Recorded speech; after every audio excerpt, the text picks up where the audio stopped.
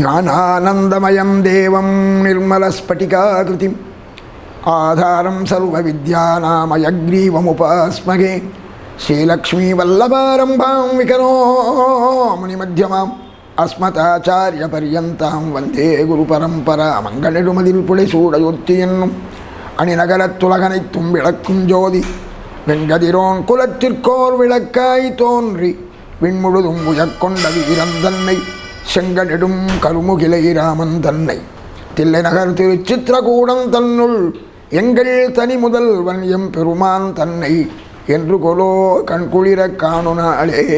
மாதா ராமஹா மத்பிதா ராமச்சந்திரஹா பிராதா ராமஹா மத்சகாராகமே சகா சர்வஸ்வம் மே ராமச்சந்திரோ தயாளு நானியம் தெய்வம் நைவஜானே நிஜானே நன்மையும் செல்வமும் நாளும் நல்குமே திண்மையும் பாவமும் சிதைந்து தேயுமே ஜென்மமும் மரணமும் இல் நித்தீருமே இம்மையே ராமா என்ற இரண்டெழுத்தினார்.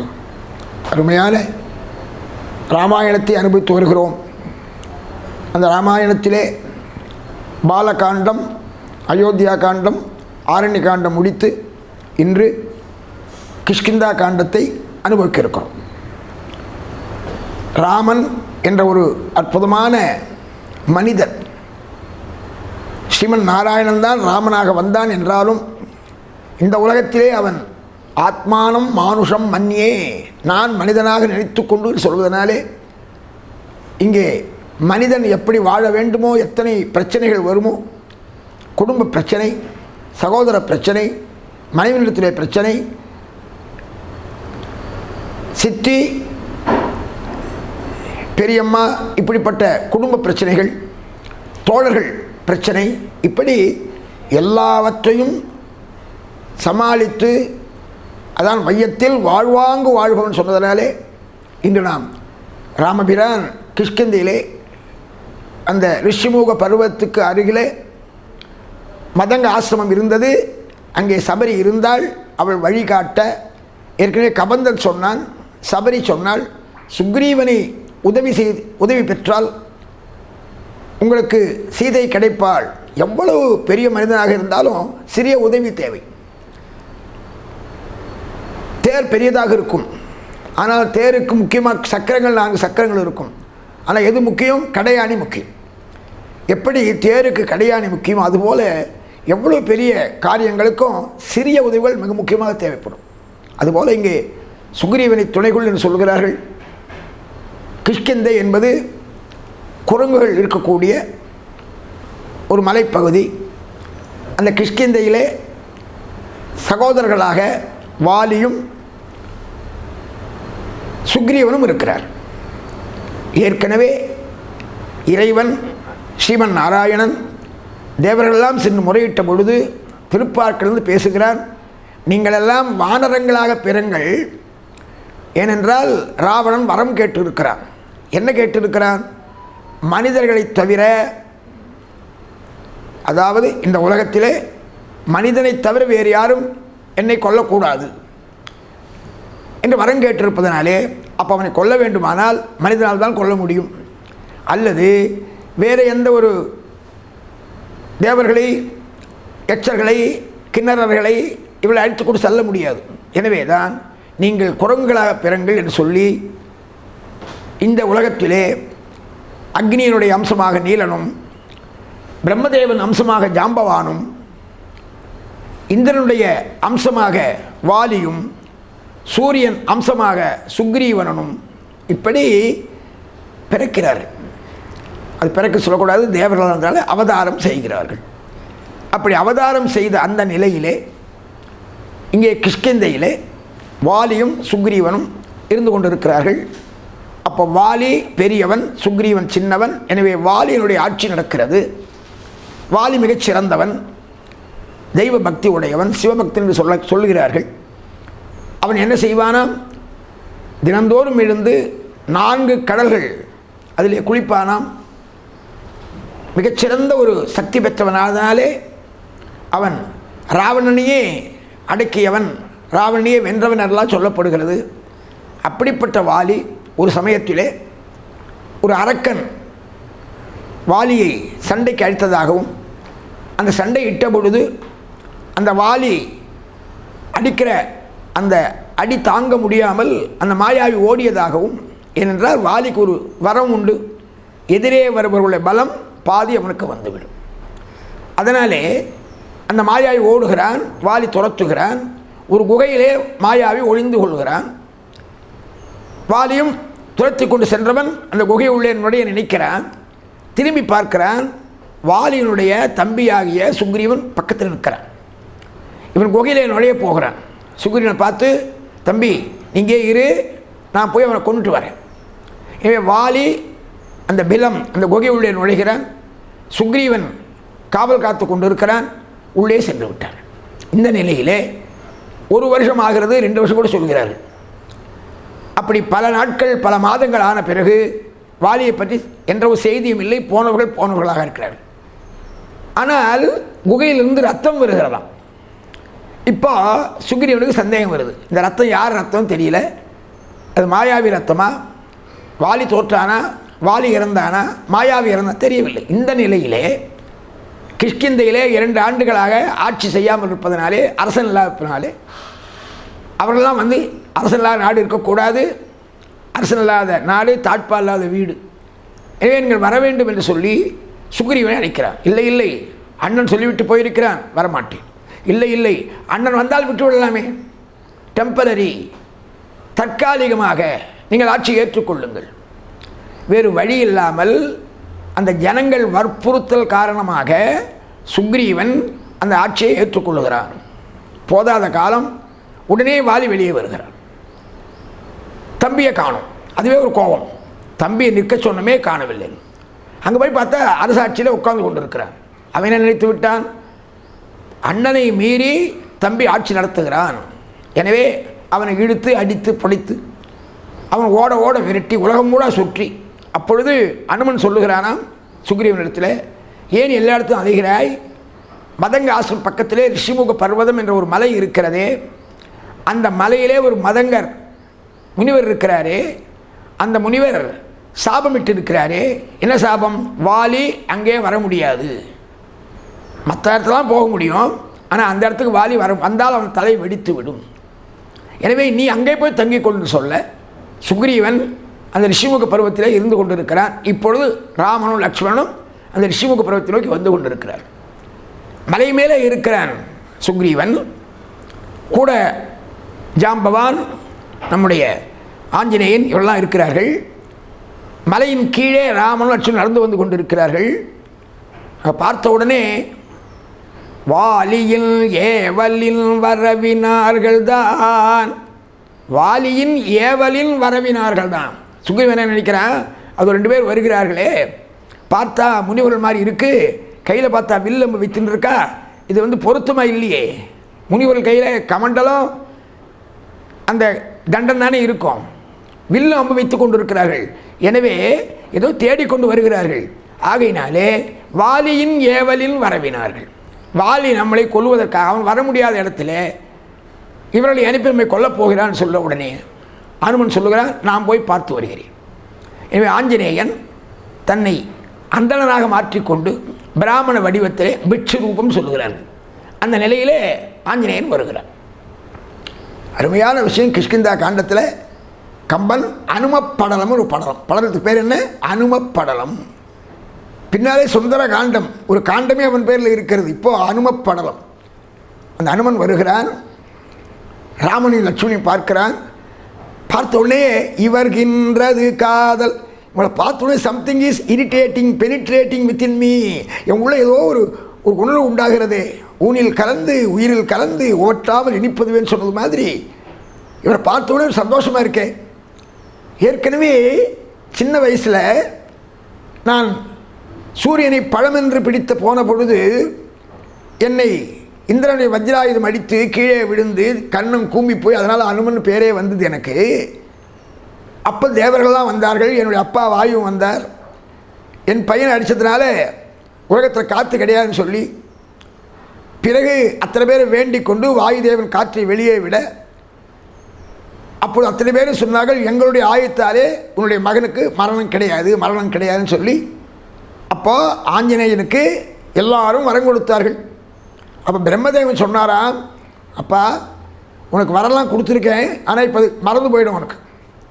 ஏன்னா சின்ன வயசு, சின்ன வயசு அந்த வரலாம் இருந்தால் உனக்கு சும்மா இருக்கும்போதே நீ சூரியனை போய் பிடிச்சிருக்க. எனவே உனக்கு இப்போ வர அந்த கொடுத்தா கூட அந்த வரம் இப்போ உனக்கு பலிக்காது. நீ ஒரு தெய்வம் முன்ன எந்த தெய்வத்தை பார்த்தா உனக்கு ஆசை அதிகமாகி நீ அவனோடு ஐக்கியமாகி விடுகிறாயோ அவனுக்கு சரண்டர், அதாவது அவனுக்கு நீ சிஷ்யனாக தூதனாக அடிமையாக ஆகி விடுகிறாயோ அப்போ உனக்கு சக்தியெல்லாம் வரும் என்று சொல்லிவிட்டார். இப்போ நினைக்கிற அனுமல் இவரை பார்த்தோன்னே எனக்கு சந்தோஷம் வருதே, இனம் புரியாத சந்தோஷம் வருகிறது. எனவே அப்படிப்பட்ட நிலையிலே ஆஞ்சநேய பெருமான் சந்தோஷமாக ராமனையும் லக்ஷ்மணையும் பார்த்து சந்தோஷப்படுகிறார். பார்த்த உடனே ராமனையும் லட்சுமணியும் காலிலே விழுந்து வணங்குகிறார். ஆஞ்சநேயனும் வணங்குகிறார். எந்த வடிவத்திலே இருக்கிறான்? பிராமண வடிவத்திலே, அந்தன வடிவத்திலே இருக்கிறான், வணங்குகிறான். அப்படி வணங்கிய உடனே ராமன் சொல்லுகிறான், நீ அந்தணன், நான் அரசன், அந்தணர்கள் அரசரை வணங்கக்கூடாது. உடனே கம்பன் அழகாக சொல்கிறான், நானும் அரிக்குலந்தான். இந்த அரி என்று சொன்னால் குரங்குன்னு ஒரு அர்த்தம், ஹரின்னா வைஷ்ணவன் அர்த்தம். நானும் அரிக்குலந்தான் சொல்லுகிறான். இந்த சமயத்தில் ஆஞ்சநேயன், அதாவது அந்தன வடிவத்திலே இருக்கிற ஆஞ்சநேயன் அனுமான் ராமனை வணங்கிவிட்டு நின்ற பொழுது, அப்பொழுது ஆஞ்சநேயன் கேட்கிறான், நான் சுக்ரீவன் அனுப்ப வந்திருக்கிறேன். சுக்ரீவன் வாலியாலே துரத்தப்பட்டு ரிஷப பருவத்திலே இருந்து கொண்டிருக்கிறான். யாரென விளம்புகேன் என் தலைவர்க்கு உண்மை. சுவாமி நீங்கள் யாரு தெரியணுமேன்னா உடனே பக்கத்தில் லக்ஷ்மணனை பார்த்து, இவன் யாரும் தெரியலையே, அனுமனை பற்றி தெரியாதுல்ல ராமனுக்கு, இவன் யாரும் தெரியலையே. உடனே லக்ஷ்மண பெருமாள் கேட்கிறார், அப்பா நீ யாருப்பான்? கவனிக்கணும், ஆஞ்சநேயன் முதலாக பேச போகிறான். கம்பனுடைய வார்த்தைகளில் ராமனை பார்த்து நான் யாருன்னு சொல்ல போகிறான். செல்ஃப் இன்ட்ரடக்ஷன், தன்னை பற்றி சுய அறிமுகம். மஞ்சன திரண்ட கோலமேனிய சல்யூட்டேஷன் கூப்பிடும்போது டியர் ஃபாதர், ரெஸ்பெக்டட் சேர்மன் சொல்கிறோம் இல்லையா? மஞ்சன திரண்ட கோலமேனிய, ராமனை பார்த்து மேனிய அழகான திருமேனி, பாடி. திரண்ட கோலமேனிய அழகான உருவத்தை உடையவனே. மஞ்சன திரண்ட கோலமேனிய, மேகம் போல இருக்கியப்பா, மஞ்சுன மேகம். மஞ்சன திரண்ட கோலமேனிய மகளிர்க்கெல்லாம் நஞ்சனத்தகையவாகி நளிரும் பனிக்கு தெம்ப கஞ்சமுத்து அலர்ந்த செய்ய கண்ண. முதல்ல எப்படி கூப்பிட்டார்? மஞ்சன திரண்ட கோலமேனிய. அது மட்டும் இல்லை, மகளிர்க்கெல்லாம் நஞ்சன தகையவாகி நளிரும் பனிக்கு தெம்பா கஞ்சமுத்து அலர்ந்த செய்ய கண்ண. அழகான கண்ணை உடையவனே. எப்படிப்பட்ட கண்ணா? பெண்களாலே விரும்பப்படும் கண். மகளிர்க்கெல்லாம், விரும்பப்படும் சொல்லலை, விஷம்ன்றான். மகளிர்க்கெல்லாம் நஞ்சன தகையவாகி. விஷம் என்ன பண்ணும்? விஷம் உடம்புல பட்டால் உடம்புறம் நீளமாக போயிடும், இவன் தன்னிலையை இழந்துடுவான். அதுபோல் ராமனை யார் பார்த்தாலும் அவன் தன்னிலையை இழந்து ராமமயம் ஆகிடுவான்.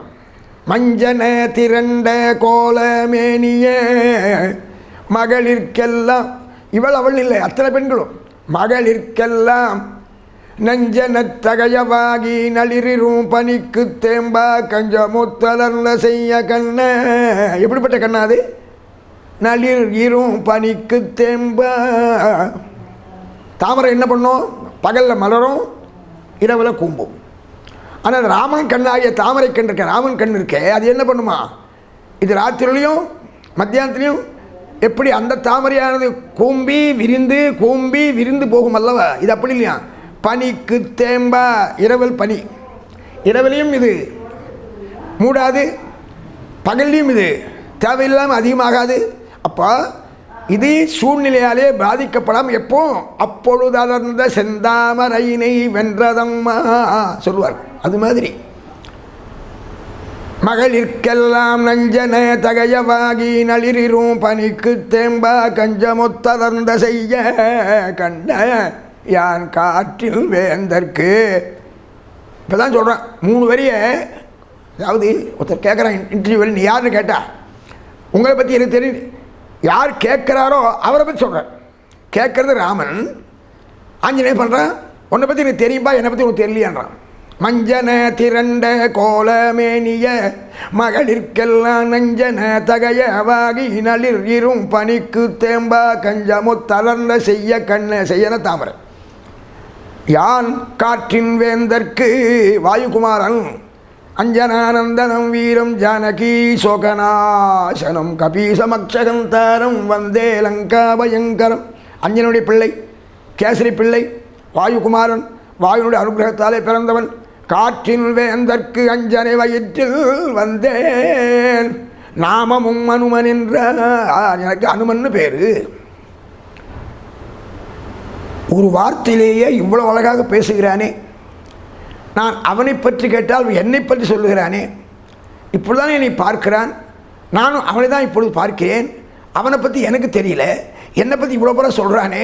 அப்போ எவ்வளோ பெரியவனாக இருக்கணும். அது மட்டும் இல்லை, பேசும்போது ரொம்ப உரக்கவும் பேசலை, ரொம்ப மெதுவாகவும் பேசலை, வேகமாகவும் பேசலை. அப்போ எப்படி பேச வேண்டுமோ அப்படி பேசுகிறானே. அந்த பேச்சில் என்னை கொண்டாடுகிறான், அதே சமயம் தன்னையும் வெளிப்படுத்தி கொள்கிறான். சொல்லும் பொழுது பணிவு இருக்கிறது. இப்படி எல்லாம் காட்டில் இருக்கிற ஒரு மனுஷனுக்கு, ஒரு அந்தனுக்கு இவ்வளோ சக்தி உண்டா? பக்கத்தில் லட்சுமணனை பார்த்து நோட்டியும் கவனிடான்றான். இவனை பாடுறா, சொல்லாலே தோன்றிற்றன்றோ யார் கோலி சொல்லின் செல்வன்.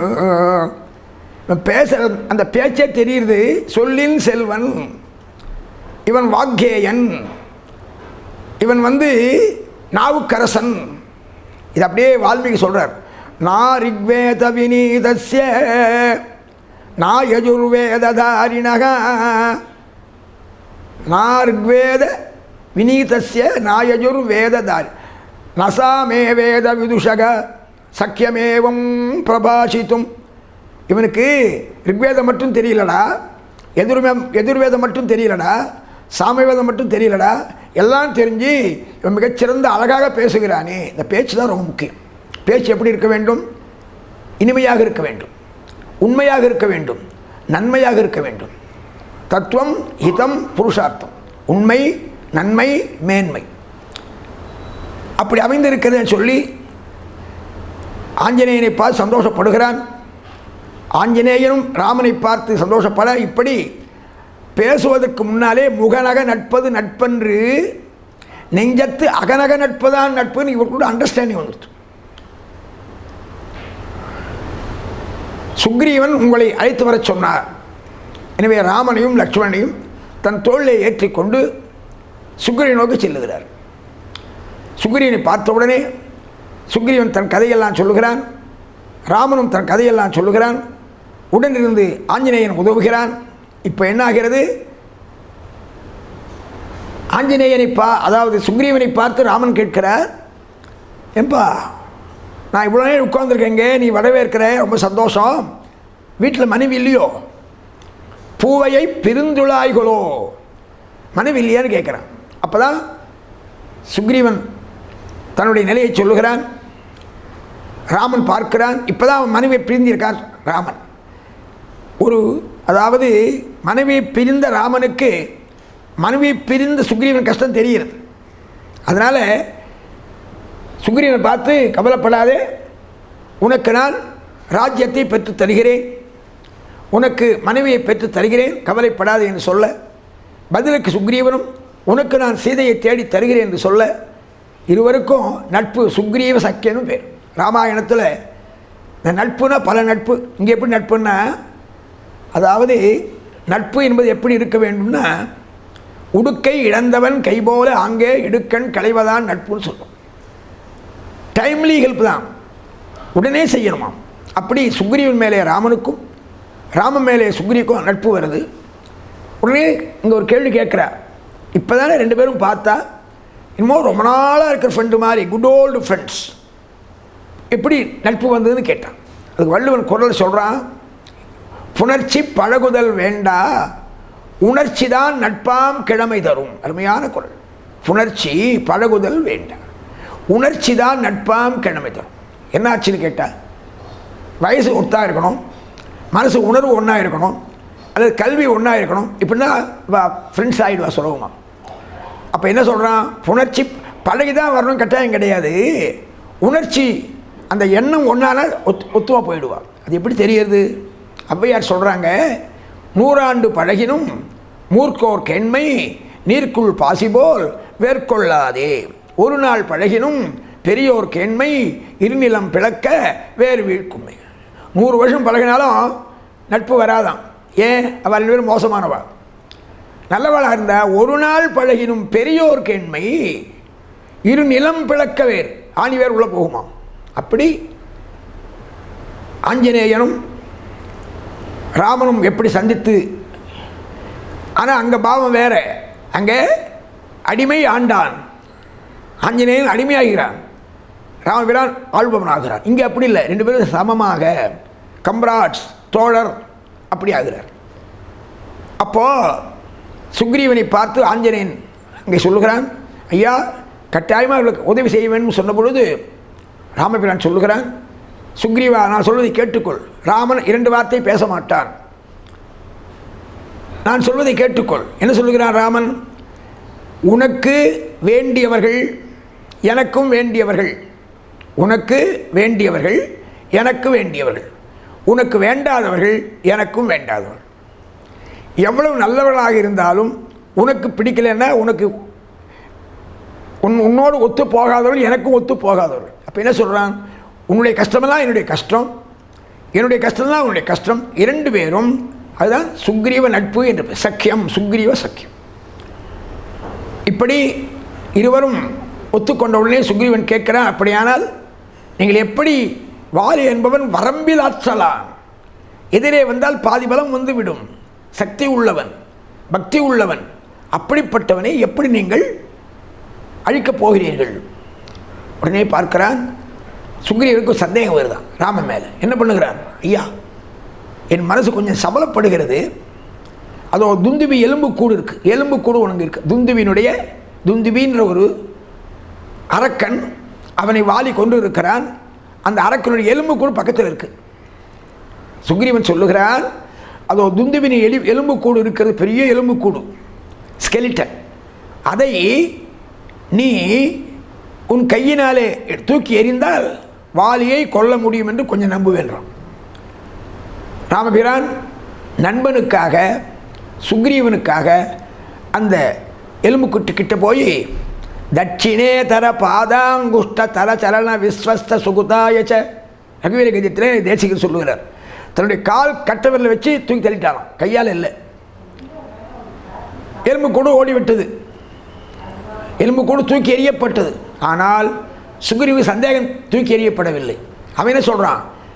இப்போ தான் புரியுது, இவ்வளோ சுலபமாக எரிஞ்சிட்டியே, அப்படின்னா அந்த எலும்புக்குள்ளே எதுவும் சக்தி இல்லை, ரொம்ப நாள் ஆகிடுத்தோ இல்லையோ, அதாவது ரொம்ப நாள் அது அப்படியே இருக்குது, எனவே நீ எரிந்து விட்டாய், கொஞ்சம் சந்தேகம் வருது. ராமன் பார்த்தான், ராமன் எவ்வளோ எளிமையான பாருங்க, இவ்வளோ சந்தேகப்பட்டோம்.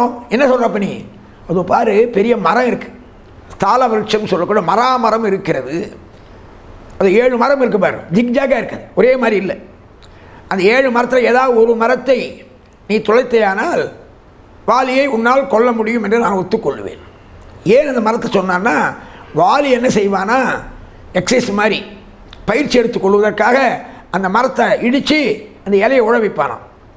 ஸோ அந்த மரத்தை இவன் அடித்தானா அந்த வாலியை கொல்ல முடியும்னு நினைக்கிறானா. எனவே ராமபிரான் அம்பெடுத்து ஒரு மரத்தை அடிக்கலான்னு பார்த்தான், தோன்றது.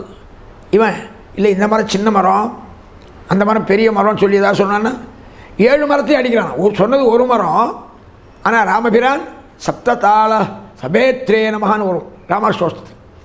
அந்த 7 மரங்களையும் அடித்து, அந்த அம்பு அதுக்கு மேலே கெட்டிக்கார அம்பா, 7 உலகங்கள் 7 கடல் 7 எல்லாத்தையும் போய் வரதான். ஏன்னா 7 எங்கெங்கே இருக்கோ அத்தனையும் போய் திரும்பி ராமனுக்கு வந்துதான். இப்படியாக சுக்ரீவனுக்கு நட்பை பெற்று அவன் நம்பிக்கையை ஏற்படுத்தி இப்போ சுக்ரீவனும் வாலி, அதாவது சுக்ரீவனும் அனுமனும் மற்றவர்களும் வாலியை நோக்கி செல்லுகிறார்.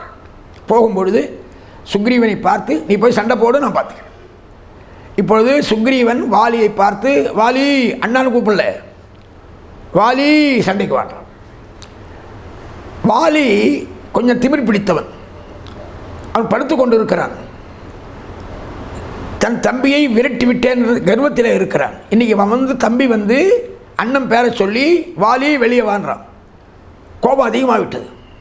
இன்னும் உனக்கு திமிர் அடங்கலையா? அவனுக்கு தெரியாது, ராமன் தெரியாது, ராமனோட தொடர்பு ஏற்பட்டு தெரியாது, ராமனும் சுக்ரீவனும் சத்தியம் பண்ணியது தெரியாது, பிரதிஜை பண்ணியது தெரியாது. வாலியை அழைக்கிறான். சுக்ரீவனுக்கும் வாலிக்கும் சண்டை ஏற்படுகிறது. அந்த சண்டையில் வாலி ரொம்ப சுலபமாக சுக்ரீவனை முறியடித்து விடுகிறான். ஏன்னா பாதி பலம் வந்துடும். இவனோட சின்னவன் வயசில் ராமபிரான் பார்த்து கொண்டு இருக்கிறார். சுக்ரீவன் கீழே விடுகிறான். இன்னும் அடுத்த அடி அடித்தா சுக்ரீவன் செத்து போயிடுவான். எனவே சுக்ரீவன் தப்பி ஓடி விடுகிறான். ராமன் காலில் விழுது, ராமா இப்படி அநியாயம் பண்ணலாமா? நீ என்ன, நான் ஒன்றும் சண்டைக்கு போக ஆசைப்படலை, நான் பாட்டு ரிஷிமுகபருவத்தில் இருந்து கொண்டிருந்தேன். நீங்கள் 2 பேரும் வந்தீர்கள், சண்டைக்கு போக நான் பார்த்துக்கிறேன்னு சொன்னுங்க. ஆனால் சண்டைக்கு போனேன், நீங்கள் பார்த்து கொண்டிருந்ததை என்ன பார்த்துக்கலையே, காப்பாற்றலையேன்றாள். அப்போது ராமபிரான் சொல்லுகிறாராம், சுக்ரீவா வேறு ஒன்றும் இல்லை, நான் காப்பாற்ற நினச்சேன், வில்லியை ரெடியாக வச்சுருந்தேன், ஆனால் அம்பு பூட்டி வைத்திருந்தேன். என்ன ஆயிற்று? நீங்கள் 2 பேரும் ஒரே மாதிரி இருக்கிறீர்கள். கண், காது, மூக்கு, உயரம் எல்லாம் ஒரே மாதிரி இருக்கீங்க. ஏன்னா அம்மா இந்த அதாவது சுக்ரீவனுக்கும் வாலிக்கும் ஒரே அம்மா, இவர் ஒரே மாதிரி இருக்கிறார்கள். அப்படி இருப்பதனாலே என்னால் வித்தியாசம் கண்டுபிடிக்க முடியல. ஒருவேளை நான் தப்பாக உண்மையில அடிச்சிட்டேன்னா ஒன்று. இன்னொரு காரணம் என்ன, இவர்கள் வாலியும் சுக்ரீவனும் கட்டி புரண்டு சண்டை போடுகிறார். அம்பு வச்சு சண்டை போடல, வில்லு வச்சு சண்டை போடல. எப்படி போடுகிறார்கள்? கட்டி பிரிந்து கடித்து, அப்போ மாறி மாறி உடம்பு வருது. ராமன் வில் அடிக்கிற அம்பு அடிக்கிற சமயத்தில் சுக்ரீவன் முது பக்கம் வருது. அப்போ கரெக்டாக அந்த அவர்களை அடிப்பதற்கு முடியவில்லை. இப்படியெல்லாம் ராமபிரான் காரணம் சொல்வதாக சொல்லப்படுகிறது. ஆனால் பெரியவங்க என்ன சொல்கிறான்னா, அது காரணம் இல்லை. எப்பொருள் எத்தன்மை தாயினும் அப்பொருள் மெய்ப்பொருள் காண்பது அறிவு. இதுக்கு உண்மையான காரணம் என்னென்னா, ராமனும் லட்சுமணனும் வந்த பொழுது சுக்ரீவன் ராமனுக்கு மட்டும் மதிப்பு கொடுத்து உட்கார சொல்கிறான்னா, லட்சுமணன் உட்கார சொல்லலையா. ஸோ பாகவத அபசாரம், அதாவது அடியானுக்கு சரியாக மதிப்பு தராதனால ஒரு காரணம். இன்னொரு காரணம், ராமனுக்கே தேர்வு வைத்தார்கள் இவர்கள். என்னது, மராமரத்தை எடுத்து போட சொன்னால், அந்த துந்துபின்ற ஒரு எலும்பு கூட்டை தூக்கி போட சொன்னால்.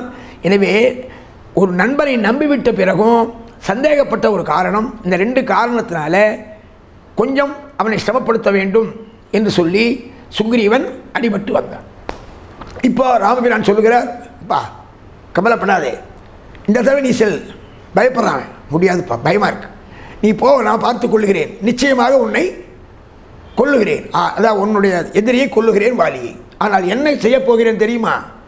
உனக்கு அடையாளத்துக்கு ஒன்று பண்ணுறப்போ உன் கழுத்தில் ஒரு மாலையை போட்டு அனுப்புகிறேன். அந்த மாலையை லக்ஷ்மண பெருமாள் கட்டுகிறான். கஜ புஷ்ப மாலை யார் கையாலே போடப்படுகிறது?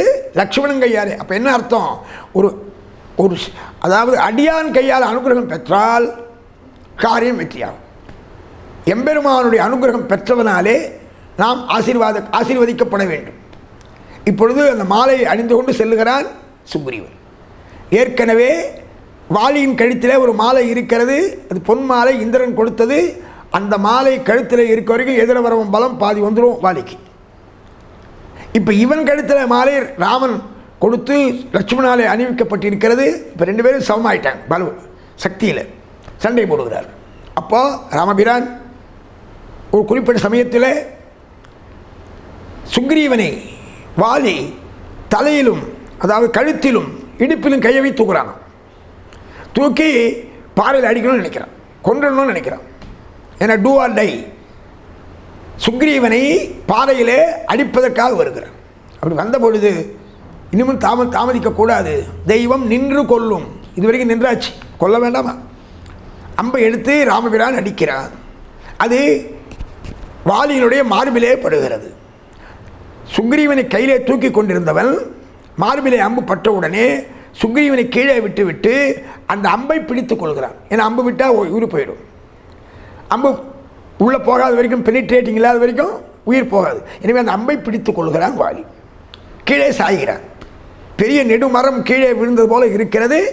வாலி கீழே விழுந்து விட்டால் காலாலும் கையாலும் வாளாலும் சுற்றி அந்த அம்பை பிடிச்சிக்கிறான் கையால். பார்க்குறான் அப்படி, என் மேலே வால் அம்பு போடுற அளவுக்கு யார் துணிச்சல்? யாரால் முடியும்? சிவனா, பிரம்மதேவனா, திருமாலா, சூழிதான் கொலோ நேமி. அதாவது இது இதனுடைய அந்த அம்பு யார் அடிச்சிருப்பான்னு பார்க்குறான். கவனித்து பார்க்குறான். அப்புறம் அந்த அம்பை கவனித்து பார்த்த பொழுது அந்த அம்பிலே தெரிகிறது ராம ராம. அந்த எழுத்தை பார்க்குறான். ஓ, நான் கிளம்பும் போதே தாரையை சொன்னாலே, தாரை யார்? வாலியுடைய மனைவி. அவள் சொன்னாலாம். என்ன சொன்னா? ஐயா, ஒரு தடவை போயிட்டு வந்தீங்க, மறுபடியும் கூப்பிட்றானே, அப்போ ஏதோ பின்பலம் இருக்குது, யாரோ ராமனா வந்திருக்கானா, உதவி செய்ய போகிறானா, ஏதோ தூதுவர்கள் ஒருத்தவர்கள் சொன்னார்கள்னு யார் சொன்னது? தாரை. இதை நினச்சி பார்க்குறான். அந்த அம்பில் இருக்கிற எழுத்து பார்க்குறான். கம்பன் பார்த்தான். கம்பன் மிகச்சிறந்த வைணவ பக்தன் இல்லையா? இந்த இடத்துல விட்டுருவானா? என்ன பண்ணுறான்? ராமனை பார்த்தான், ராமநாமம் பார்த்தான்னு சொல்லலை, சொல்கிறான் பாருங்க. மும்மை சால் உலகுக்கெல்லாம் மூல மந்திரத்தை முற்றும் தம்மையே தமர்க்கு நல்கும் தனிப்பெரும் பதத்தை தானே இம்மையே எழுமை நோய்க்கு மருந்தினை ராமன் என்னும் செம்மைசேர் நாமம் தன்னை கண்களில் தெரிய கண்டான். அற்புதமான பாட்டு இது. கிஷ்கிந்தா காண்டத்திலே ராமநாமத்தை வாலி பார்த்த பொழுது கம்பன் சொல்லுகிறான், மும்மைசால் உலகுக்கெல்லாம் மூல மந்திரத்தை. ராமா என்பது எப்படி? மூலமந்திரம்.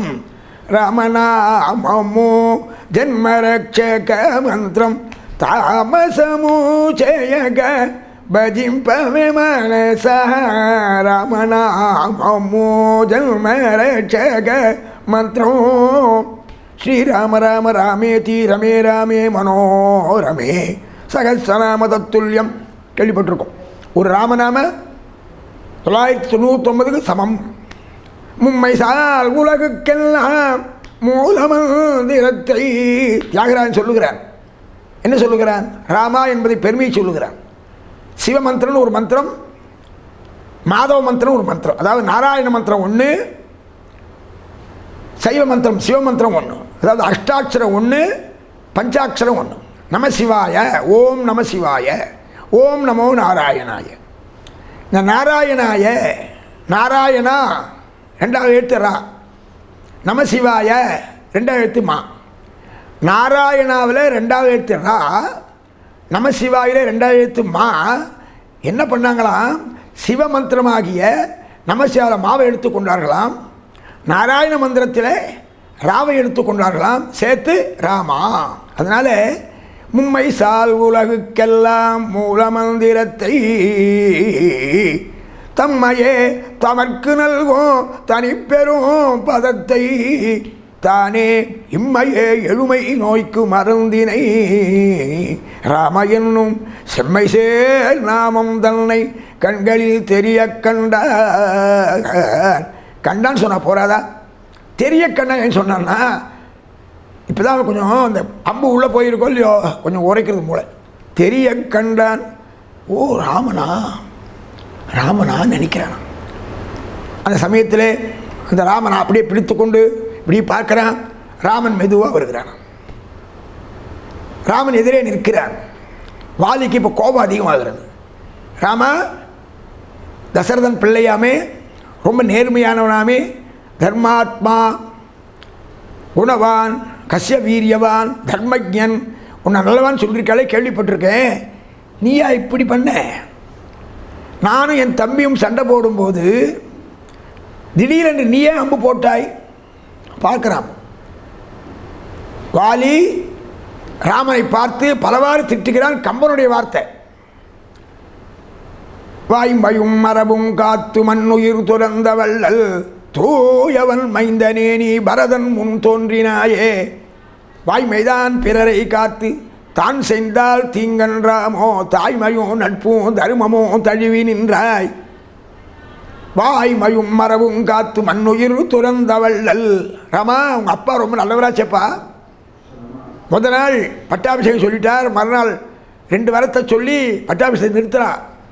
நீ பட்டாபிஷேகம் சொல்லிட்ட எல்லாருக்கும், உன் மனைவி நிறுத்துறா. மனைவி என்ன சொல்கிறா? வரம் வரம்ன்றா. நீ என்ன சொன்னே? மூத்தவனுக்கு தான் ராஜ்யம் சொன்னேன். வாய்மையும் மரபும், வாய்மை என்பது வரம் கொடுத்தது, மரபு என்பது பழக்கம். பெரியவா அந்த குலத்தில் மூத்த மகன் தான் அரசு ஆட்சி ஆளணும். மரபு, வாய்மை வரம் கொடுத்தேன். இது ரெண்டும் கிளாஸ் ஆகுது. வாய்மையும் மரபும் காத்து நீ என்ன பண்ண தெரியுமா? வாய்மையை காப்பாற்றுறதா, மரபை காப்பாற்றுறதா? மூத்த பையனுக்கு அரசுன்னு சொல்கிறதா, அது வரம் கொடுத்தனே அவன் கேட்டான்னு சொல்கிறதா? பார்த்தான், செத்து போயிட்டாங்க. வாய்மையும் மரபும் காத்து மண்ணுயிர் துறந்தவள்ளல். தூயவன் மைந்தனே நீ பரதன் முன் தோன்றினாயே. போட்டோம், தசரதன் செத்து போயிட்டான், பரத உயிரோடு இருக்கான். அவன் எப்படிப்பட்டவன் தான்? அம்மா சொல்லியும் எனக்கு பட்டம் வேண்டான்னு சொன்னான்ப்பா. அப்போ உன் தம்பியும் ரொம்ப நல்லவன், உங்கள் அப்பாவும் ரொம்ப நல்லவன், நீ ஏன்டா அப்படி வந்த? வாய்மையும் மரபும் காத்து மண்ணுயிர் துறந்தவள்ளல். தூயவன் மைந்தனே நீ பரதன் முன் தோன்றினாயே. வாய்மைதான் பிறரை காத்து தான் செய்தால் தீங்கன்றாமோ தாய்மையும் நட்பும் தருமமும் தழுவி நின்றாய். அப்போ நீ பண்ணால் தப்பு இல்லையா? ஆமாம், உன் குலம் எப்படிப்பட்ட குலம் தெரியுமாடா? கோவியல் தருமமுங்கள் குலத்துதித்தோர்கெல்லாம் ஓவியத்தெழுத ஒன்னா உருவத்தாய் உடமையன்றோ. கோவியல் தருமம் ஏற்கனவே எழுதப்பட்ட மரபு இருக்கிறது. உங்கள் பரம்பரை நல்ல பரம்பரைடா. அந்த பரம்பரையில் பிறந்த நீ கோவியல் தருமம் உங்கள் குலத்துதித்து எல்லாருக்கும் உரிமை உண்டு. அது மட்டும் இல்லை, இதுக்கு முன்னே இருந்தவாளா எப்படி இருந்தா? தர்மபானா இருந்தா, நியாயவானா இருந்தா. ஆனால் அழகா இல்லைடா வாழலாம். நீ ரொம்ப அழகா வேற இருக்கடா. கோவியல் தருமமுங்கள் குலத்துதித்தோர்கெல்லாம் ஓவியத்தெழுத ஒன்னா உருவத்தாய். உன் உருவத்தை திருப்பி சொல்ல முடியாது, திருப்பி எழுத முடியாது, அப்படிப்பட்ட அழகு நீ. ஆனால் நீ என்ன பண்ணுகிறாய்? ஆவியை ஜனகன் பெற்ற அன்னத்தை அமிழ்தில் வந்த தேவியை பிரிந்த பின்னர் திகைத்தனை போலும் செய்கை. புரிஞ்சு போச்சு, உண்மையில் தப்பு இல்லைப்பா. உன் மனைவி சீதையை பிரிஞ்சிட்டல்ல நீ. எப்படிப்பட்ட சீதை? ஆவியை ஜனகன் பெற்ற அன்னத்தை அமிழ்தில் வந்த தேவியை, சாட்சாத் லட்சுமி மகாலட்சுமி, அவளை பிரிஞ்சியே பைத்தியமாயிட்டியா? தேவியை பிரிந்த பின்னர் திகைத்தனை போலும் செய்கை. அதுவா? அறக்கரோர் அழிவு செய்து கழிவரேல் அதற்கு வேறோர் குறக்கின தரசை கொள்ள மனுநதி கூறிற்றுண்டோ. ராவணன் சீதை எடுத்து போயிட்டான், என்னேண்டா அடிக்கிற? அறக்கரோர் அழிவு செய்து கழிவரேல் அதற்கு வேறோர் குறக்கின தரசை கொள்ள மனுநெறி. ஓ, மனுநெறி இப்படிலாம் சொல்கிறதா? ராவணன் தப்புனா வாலியை கொலை சொல்கிறதா? போட்டோம், நான் குரங்குப்பா, நீ ராஜாப்பா. இரக்கம் எங்கு குத்தாய், கொஞ்சமே கருணை கிடையாது. குரங்கு யாரும் கொல்ல மாட்டேன், என் மாமிசம் யாருக்கும் உதவாது. இரக்கம் எங்கு குத்தாய் என்பால் எப்பிழை கண்டாய் பறக்கழிது நீ பூண்டால் புகையார் பறிக்கற்பாலார். அற்புதமான மனிதன் நீ, தப்பு பண்ணலாமா? இப்படி பலவாறு பேசுகிறான். ஓ, காட்டில் தம்பிக்கு பட்டம் கட்டி கொடுத்த, அயோத்தியை தம்பி கொடுத்த, இப்போ கிருஷ்ணனை தம்பி கொடுக்க போகிறேன். ஓ, தம்பிராஜன் தான் நடத்த போறியா நீ? அப்போ அண்ணெல்லாம் வாழக்கூடாதா? இப்படிலாம் கேட்குறான். வீரமன்று விதியன்று மெய்மையின் பாரமன்றியும் மண்ணினி கண்ணுடல் நூல் இயற்கையும் நுங்குலத்தந்தையர் போல் இயற்கையும் சீலமும் போற்றலை வாலியை படுத்தாயலை அறவேலியை படுத்தாய். நீ வாலியை கொல்லலை, அறவேலி தர்மத்தை அழிச்சிட்டுப்பா. இப்படிலாம் சொல்கிறோம். ராமபிரான் அழகாக சொல்லுகிறார், பக்கத்தில் லட்சுமண் பெருமாளும் சொல்லுகிறார், வாலி இந்த உலகத்தில் எல்லாத்தையுமே சொல்லி தீர்க்க முடியாது, சில விஷயங்கள்லாம் புரிந்து கொள்ள வேண்டும். சூக்ஷ்மஹா பரமதுஜ்ஞேயா வால்மீகி சொல்லுகிறார். ஏனென்றால் இந்த வாலியை கொன்றது தவறா சரியா என்பதை இன்றும் பேசிக்கொண்டே இருக்கிறோம். அது திரேதாயுகத்தில் நடந்தது. இன்றைக்கு என்ன பல பேருக்கு சந்தேகம், இது தப்பு தான். ஆனால் ஒரு பெரியவர் அழகாக சொன்னார், necessity of contract, necessity of technical difficulty, necessity of situation. அதாவது என்ன சொன்னார், வாலியை ராமன் கொல்லவில்லை. ஏன்? முதல்ல கொன்றானா? முதல்ல விட்டான்.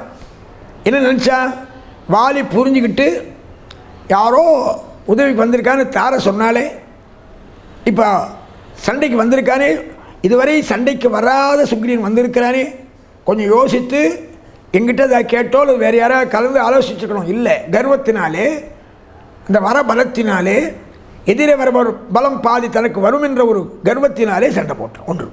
அடுத்தது என்னன்னு கேட்டால், வாலி சுக்ரீவன்கிட்ட சரியாக நடந்து கொண்டானா. சுக்ரீவனை காவல் வச்சுட்டு போனான். நான் பார்த்த ஏற்கனவே கதையில். திரும்பி வெளில வந்து பார்த்தா சுக்ரீவன் அங்கே இல்லை. அது சுக்ரீவன் தவறா? ஊரில் இருக்க பெரியவர்கள் வந்து சுக்ரீவனை அழைத்து சென்றார்கள். சுக்ரீவன் மறுத்தான். இல்லை, வாலி வரும் வரை நீ ஆட்சியிலே இருந்தான். நீ போய் வெளியிலே வந்தவுடனே அங்கே அரசாட்சியிலே சுக்ரீவன் இருந்ததுனாலே அவனை இழுத்துப்படுத்தி அடித்தாய். அப்போ சுக்ரீவன் என்ன பண்ணான்? அண்ணா, நான் தப்பு பண்ணனா, மக்கள் சொன்னார்கள், ஊரில் இருக்க பெரியவர்கள் சொன்னார்கள், நீங்கள் ஏற்றுங்கன்னு பதவி கொடுக்க வந்தான் இல்லை. அப்போ நீ அதை புரிஞ்சிக்கல. அப்போ என்னாச்சு? தம்பி என்று அருள் அலை. தம்பி சின்னவன், ரெண்டாவது சரண்டர் ஆகிறான். காலில் சரணாதி, யாருமே சரணாதி பண்ணால் காப்பாற்றணும். சரணாதி பண்ண அதையும் நீ காப்பாற்றலை. அடுத்தது, அவன் மனைவியை நீ கைப்பற்றி கொண்டாய். சரி, அவன் மனைவியோட காட்சிருக்கணும். மனைவியை எடுத்துக்கொண்டு ராஜ்யத்தை எடுத்துக்கொண்டாய். அவன் பங்கு உண்டோ இல்லை? பாதி ராஜ்யம். தம்பி இல்லையா? பாதி ராஜ்யம் கொடுக்கல. மனைவியை அபகரித்து கொண்டாய். அவன் காட்டிலே இருந்து கொண்டிருக்கிறான். அப்போ யார் யாரையும் கொடுப்பது அவனுக்கு? இப்படி அங்கே பலவாறு பேசப்பட்டது. அப்படி சொன்ன உடனே வாலி கொஞ்சம் கொஞ்சமாக உணர ஆரம்பிக்கிறான். தான் செய்வது தவறு என்பதை உணர்கிறான். அப்படி உணர்ந்ததனாலே ராமனை பார்த்து கண்ணீரும் கம்பளையுமாக சுக்ரீவனை பார்த்து, சுக்ரீவா, உனக்கு நான் தப்பு பண்ணிட்டேன், கவலைப்படாதே, ஆனால் நீ எனக்கு நல்லது பண்ணியிருக்க. சுக்ரீவனை பார்த்து வாலி சொல்கிறான், நான் உனக்கு தவறு பண்ணினேன், நீ எனக்கு நல்லது பண்ணினாய். என்ன நல்லது பண்ணினாய்? வெற்றரசு எடுத்து கொண்டு வீட்டரசனை கழித்தாய். நீ சாதா ராஜ்யம் எடுத்துட்டே, எனக்கு ராமராஜ்யத்தை கொடுத்த. அதாவது ராமராஜ்யம் இருக்கிறதே, அதாவது அந்த ராமராஜ்யம் அது வந்து சாயுஜ்யம். அது வந்து புற்பா முதலா புல்லெரும்பாதி ஒன்றின்றியே நற்பால் அயோத்தியில் வாழும் சராசரம் முற்றவும் நற்பாலுக்குய்த்தனன் நான்முகனார் பெற்ற நாட்டுன்னு சொல்லுவார். அது ராமராஜ்யத்துக்கு ராமனுடைய சரண கமலம் கிடைச்சுதான். எனவே அப்படி ராமனுடைய திருவடி அந்த சாம்ராஜ்யம் எனக்கு கிடைச்சிது. அதனால் இப்போ நீ நல்லதான் பண்ணியிருக்கேன்னு சொல்லி அங்கதனை அழைச்சி, அந்த அங்கதனை ராமனை பார்த்து ராமகிட்ட சரணாகதி பண்ணுன்னு சொல்லி தம்பிக்கு நல்லதை சொல்லி ராமனிடத்திலே தன்னுடைய பிள்ளையை அடைக்கலமாக கொடுத்து, ராமனிடத்திலே வாலி சொல்லுகிறான், இதோ இருக்கிறான் பார் அனுமன், இவர் ரொம்ப முக்கியமானவன், உனக்கு உதவுவான்னு சொல்லி ராமனை பார்த்து வாலி சொல்லுகிறான், ராமா, நீ எனக்கு பண்ண உதவி பெரிய உதவி பண்ணியிருக்கிறாய். என்ன உதவி தெரியுமா? நான் காட்டிலே ஆட்சியிலே கிஷ்கிந்திலே இருந்தேன், நீயே வந்து என்னை தடுத்தாட்டு கொண்டிருக்கிறாய். ஏவு கூர்வாளியால் எய்து நாய் அடியன்னேன் ஆவிப்போம் வேளையில் அறிவு தந்துதவினாய். ஏவு கூர்வாளியால் எய்து நாய் அடியனேன் ஆவிப்போம் வேளையில் அறிவு தந்துதவினாய். மூவன் நீ, முற்றும் நீ, பற்றும் நீ, பாவம் நீ, தருமம் நீ, பகையும் நீ, உறவும் நீ. எவன் திட்டினானோ, எவன் பரதன் முன் தோன்றினாயேன்னு கேட்டானோ, அவன் சொல்லுகிறான், ஏவு கூர்வாளியால் நீ இந்த அம்பை போட்ட பாரு, அப்போ தான் எனக்கு இந்த பழைய ரத்தம் தான் போய் புது ரத்தம் வந்தா போல இருக்கு. ஏவு கூர்வாளியால் எய்து நாய் அடியனேன் ஆவி போம் வேளையில் அறிவு தந்துதவினாய். எம்பெருமான் தெய்வம் நின்று கொள்ளும். கர்ணன் பாரதத்திலே கர்ணனுக்கு நிறைய கண்ண பரமாத்மாவே நிறைய கர்ணன் தோற்பதற்காக பல காரியம் பண்ணியிருக்கார். கர்ணனுக்கு எதிரித்தனமாக பண்ணியிருக்கார். ஆனால் கடைசியில் என்ன பண்ணார்? போய் கர்ணன்கிட்ட இவரே புண்ணியத்தை வாங்கிக்கிறார். அதே மாதிரி இங்கே வாலிக்கிட்ட ஏவுக்கூர் வாழியால் எய்துனா அடியனே நாவி போம் வேளையில். அவன் அதான் சொல்கிறான் கர்ணன். கர்ணன் என்ன சொல்கிறான் தெரியுமா? கண்ணன்கிட்ட ஆவியோ நிலையில் கலங்கியது ஆட்கை அகத்ததோ புறத்ததோ அறியேன் பாவியேன் வேண்டும் பொருளெல்லாம் நயக்கும் பக்குவந்தனில் வந்திலையால். அது கர்ணன் சொன்னது. இங்கே இவன் சொல்கிறான் அடியனே நாவி போம் வேளையில் அறிவு தந்துதவினாய். இப்போ தான் எனக்கு புரியுது நீ யாருன்னு. மூவன்னி பிரம்மன் விஷ்ணு சிவன் எல்லாருக்கும் தலைவன் நீ தான். முற்றும் நீ பற்றும் நீ பாவம் நீ தர்மம் நீ பகையும் நீ உறவும் நீ எல்லாம் நீ தான். இப்படி வாலியினுடைய மோட்சம். வாலி அழிகிறான். சுக்ரீவனுக்கு பட்டாபிஷேகம் பண்ணப்படுகிறது. அங்கதனுக்கு இளவரசு பட்டம் அளிக்கப்படுகிறது. கிஷ்கிந்தையிலே சுக்ரீவன் மனைவி உரிமையோடு ஆட்சி செய்கிறான். அப்போது மழைக்காலம் வந்து விடுகிறது. ஞாலம் கருதினும் கைகூடும் காலம் கருதி இடத்தால் செய்யணும் ஒரு குறள். நீ எவ்வளவு நல்லவனாக இருந்தாலும் காலத்தை பார்க்க வேண்டும். ஒருத்தன் அழகாக சொன்னான். அதிர்ஷ்டம் அதிர்ஷ்டம் என்னன்னு கேட்டான். ஒன்றும் இல்லைப்பா, நான் உப்பு விற்க போனேன் மழை பெய்தது, மாவு விற்க போனேன் காற்றடித்ததுன்னா. மாவு விற்க போனானா, மாவு காற்றடிச்சு தான். மாவு விற்க போனால் காற்றடிச்சா என்ன ஆகும்? மாவுலாம் வீணாக போயிடும். நான் மாவு விற்க போனேன் காற்றடித்தது, உப்பு விற்க போனேன் மழை பெய்ததுன்னா. உப்பு விற்க போகிறப்போ மழை பெஞ்சா என்ன ஆகும்? கரைஞ்சி போயிடும். அது மாதிரி காலத்தை பார்த்து காரியம் பண்ணணும். எனவே 4 மாதம் மழைக்காலம். எனவே சீதையை தேடுவதற்கு அனுப்ப முடியாது. ஆகையினாலே 4 மாத காலம் பிரஸ்ரவன குகைன்னு ஒரு குகை. அந்த குகையிலே ராமபிரான் மாறி மலை முழங்கில் மன்னி கிடந்துறங்கும் சீரிய சிங்கமாக ராமனும் லட்சுமணும் இருக்கிறார்கள். கிஷ்கிந்தையிலே மிக சந்தோஷமாக சுக்ரீவனும் உமையும் மற்றவனும் இருக்கிறார்கள். இந்த சமயத்தில் கார்காலம் முடிகிறது, மழைக்காலம் முடிந்து விட்டது. சுக்ரீவன் எழுந்து வரல, கொஞ்சம் மயக்கத்தில் இருக்கான், மது மயக்கத்தில் இருக்கிறார். உடனே லட்சுமண பெருமாள் சுக்ரீவன் அழைக்க செல்லுகிறார், கோபமாக செல்லுகிறார். அப்பொழுது தாரை ஆஞ்சநேயன் வந்து தடுத்து, லட்சுமணன் கோபத்தை தடுத்து சுக்ரீவனையும் மது மயக்கத்திலிருந்து வெளியே கொண்டு வந்து, பிறகு சுக்ரீவன் காலிலே விழுந்து லட்சுமணனை பார்த்து நான் வருகிறேன்னு சொல்லுங்கள் சொல்ல, அப்படியே ராமபிரான் இடத்திலே சுக்ரீவன் படைகளோடு வந்து சேருகிறான். 70 வெள்ளம் சேனை என்று சொல்லப்படுகிறது. வெள்ளம் என்பது பல கோடி கணக்கான குரங்களை கொண்டது. அப்படி 70 வெள்ளம் சேனைகள் அங்கே வருகின்றன. ராமபிரான் சுக்ரீவனுடைய உதவியோடு அங்கே இருக்கிற குரங்களை பார்த்து, தெற்கு பக்கம் சில குரங்குகள், வடக்கு பக்கம் சில சதவலி வடக்கு பக்கம், தெற்கு பக்கம் அங்கதன் தலைமையிலே ஒரு படை அனுப்பப்படுகிறது. இப்படி 4 பக்கத்திலும் படைகள், அதாவது குரங்கு கூட்டம் அனுப்பப்படுகிறது. தெற்கு பக்கம் ஆஞ்சநேய பெருமானும் அங்கதனும் நளனும் நீலனும் ஜாம்பவானும் செல்லுகிறார்கள். அப்படி செல்லும் பொழுது ராமபிரான் அனுமனை பார்த்த உடனே அவன் மனதிலே தோன்றுகிறது செல்ஃப் இன்ட்யூஷன்.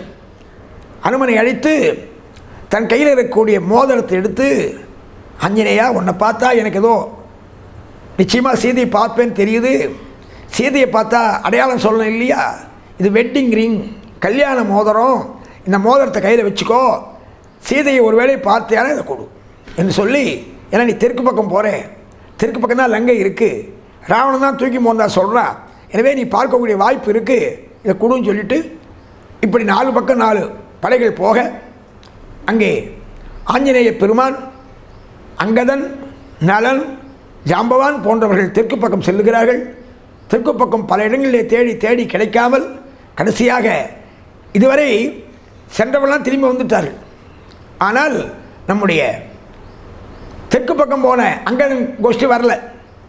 நடுவில் ரிச்சபலம்னு ஒரு குகை, அந்த குகைகளில் போய் மாட்டிண்டு கஷ்டப்பட்டு, பிறகு சுயம்பிரபின்ற ஒரு தேவதை அங்கே இருக்கிறாள், அவள் மூலமாக அது ஆஞ்சநேயன் பேருருவம் எடுத்து விஸ்வரூபம் எடுத்து அந்த குகை பிளந்து மேலே வருகிறார்கள். இப்படி வந்த உடனே ஆஞ்சநேய பெருமான் பக்கத்திலே உள்ள அங்கதன் ஜாம்பவான் கடற்கரைக்கு வந்து சேர்ந்து விட்டார்கள். இப்போது தெற்கு கடற்கரையிலே ஆஞ்சநேயனும் அங்கதனும் ஜாம்பவானும் நின்று கொண்டு இருக்கிறார்கள். மேலே என்ன செய்வதுன்னு யோசிக்கிறார்கள்.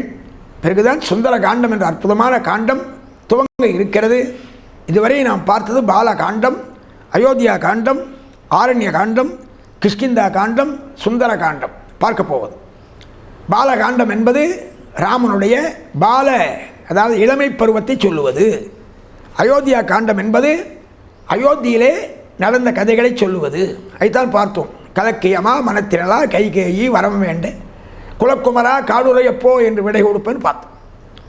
பிறகு ஆரண்ய காண்டத்தை பார்த்தோம். என்ன பார்த்தோம்? வலிவனக்கு வரனெழுந்தோள் விராதை கொன்று வண்டமிமா முனி கொடுத்த வரிவில் வாங்கி கலைவனுக்கு நோக்கரைக்கு மூக்கை நீக்கி கருணோடு தூடனந்தன் உயிரை வாங்கி பிறகு ராவணன் வந்து பொன்மான் வந்து சீதையை அபகரித்தல் செய்யலாம் பார்த்தோம் நேற்று. இப்பொழுது கிஷ்கிந்தா காண்டத்திலே வாலியும் சுக்ரீவனுடைய பங்காளி சண்டை, அது ஒரு அழகாக வாலியுடைய கர்ப்பம் முடிந்தது. இதை நாமராமாயணம் ஒன்று இருக்குது. அந்த நாமராமாயணத்தில் கிஷ்கிந்தா காண்டம் 4 பாட்டு, 4 வரி தான், இல்லை 5 வரி கூட தான் இருக்குது. என்ன சொல்கிறான்?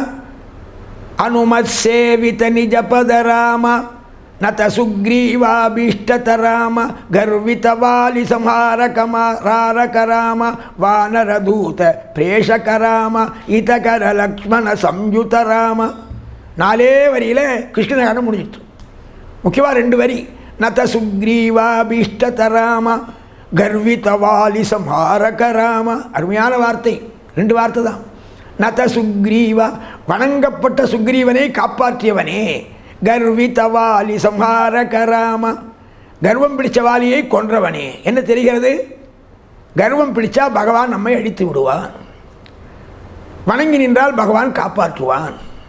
அதனால எம்பெருமான் என்ன பண்ண? ஒரு நாயகமாய் ஓட உலகுடன் ஆண்டவர் கருணாய் கவர்ந்த காலர் சிதகிய பானையர் பெருநாடு காண இம்மையிலே பிச்சைதான் கொள்வர் திருநாரணன் தாழ் காலம் பெற சிந்தித்து உய்மினே. அதனால பொற்றாமரையடியே போற்றும் பொருள் கேளான ஆண்டர். எம்பெருமானத்திலே வணங்க வேண்டும். எம்பெருமானத்திலே வணங்கினால் வாட்சியை கொடுப்பான். எனவே அப்படிப்பட்ட நிலையிலே வணங்கிய சுக்ரீவன் வாட்சி பெறுகிறான்.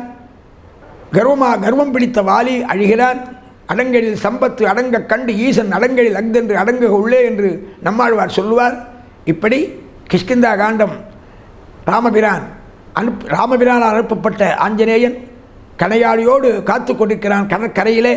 பிறகு என்ன ஆகிறது என்பதை தொடர்ந்து நாம் சுந்தர காண்டம், அருமையான காண்டம். அந்த சுந்தர காண்டத்திலே ராமனை பற்றிய செய்தி அதிகம் கிடையாது. தொடக்கம் முதல் முடிவு வரை நம்முடைய ஆஞ்சநேய பெருமானை பற்றிய புத்திர்பலம் யசோதைரியம் நிர்பயத்வமரோகத அஜாட்யம் வாக்படூத்வஞ்ச அனுமஸ்மரணாத் பவேத். 5 ஒன்று பெற்றான், 5 ஒன்றை தாவி, 5 ஒன்று ஆறாக அரியற்காக ஏகி, 5 ஒன்று பெற்ற அணங்கை கண்டு அயலாரூரில் 5 ஒன்று வைத்தான் அவன் நம்மை அழித்து காப்பான். மங்களாசாசனபரி மதாச்சாரிய புரோகமை சர்வைச்ச பூர்வைராச்சாரியை தத்கிருதாயாஸ்து மங்களம். லக்ஷ்மீ வல்லப சங்கல்ப வல்லபாய மகாத்மனே ஸ்ரீமத் விகனசே பூயாத் நித்யஸ்ரீ நித்யமங்கலம். சர்வம் ஸ்ரீ கிருஷ்ணார்ப்பணமஸ்து.